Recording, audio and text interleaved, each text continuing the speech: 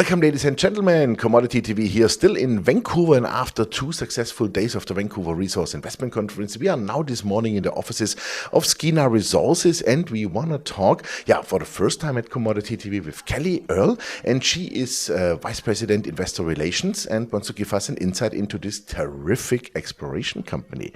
Well, good morning, Kelly, and thanks for taking the time. Thanks for having me.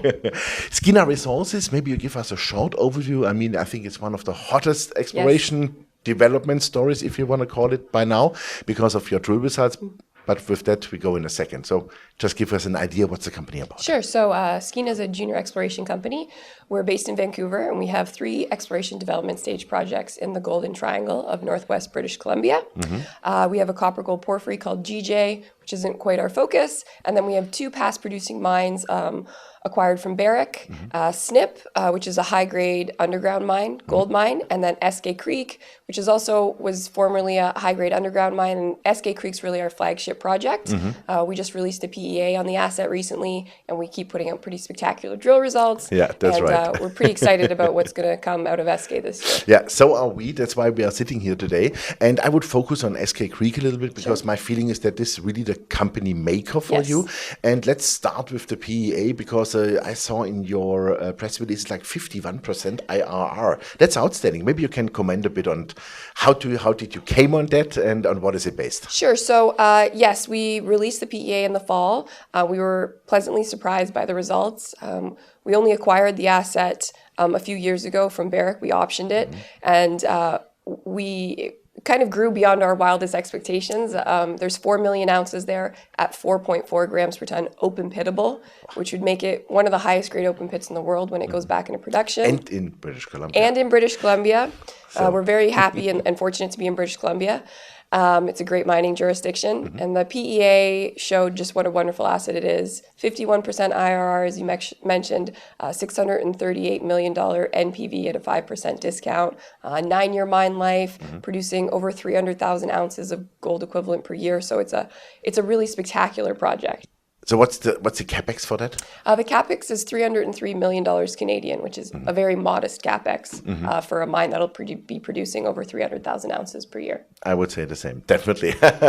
So as you have a 9-year mine life, that's okay by now, but it looks to me like, if I look at your exploration history, and the history, let's say the last 3 to 4 months is what you have brought out, those are spectacular results, and it looks to me like that you are something onto really big. Maybe you can comment a bit on your grades and what you have found. Sure. So we've only really done infill drilling. We haven't really done much exploration yet on this asset. We've been focused on the infill so we can push the project towards feasibility. But because of the nature of the deposit, it's so tabular in nature, we're finding that when we do infill, we're hitting grades and widths that are higher than historic results. So we're actually adding ounces. So we're at 4 million ounces at 4.4 grams now, and we see a clear pathway to 5 million ounces at 5 grams per ton gold equivalent. And beyond that, I really think sky's the limit. We tagged into a new horizon below the current pit. We hit 314 grams over 2.2 meters. Whoa. In a brand new mudstone that's been untested. So that kind of shows you the potential of Eskay. So our target's 5 million right now, but I think it could grow beyond that in the future. Yeah, definitely. I mean, this needs, of course, much more exploration, that is for sure. But I would say the grades you had so far, gives you a high level of security that there's many more answers, I would Definitely. Especially when you're doing infill, you want to see that consistency, and we're hitting it every time. Exactly where we think we'll hit it, we're hitting it. And the holes that we do let go deeper, we're finding mineralization. So definitely exploration upside. Yeah, super. So will you start an exploration drilling this year already? So we've taken a break over the winter. We're very fortunate we have road access at Eskay Creek, which is rare for northern British Columbia. So we can drill year round. So we'll start drilling again in February in a few weeks. We're going to continue with the infill, but then starting this summer, we'll probably start about 30% of our budget. We'll do exploration drilling as well. So fantastic. Some excellent drill results to come as the year continues. Yeah, definitely. I think we get a heavy news flow from you guys. Yes. And we like that. Yes. That is great. Of course, all this work costs money, and I saw that you did a $15 million financing last November. So we just closed $16 million at the end of the year. Yes, exactly. And so there's enough money in the bank? Yeah, there's enough money in the bank for now.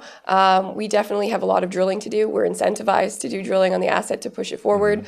We're looking to possibly bring in a strategic, so a mid-tier or a large mining company to take a 10% stake in the company. So that's one of the things we're looking at. But otherwise, we will be raising again in the future. I mean, we are a junior, so we always need to raise. Of course, definitely. But I mean, the interest in you guys, as I saw it also now at the Resource Investment Conference here in Vancouver, that was tremendously high.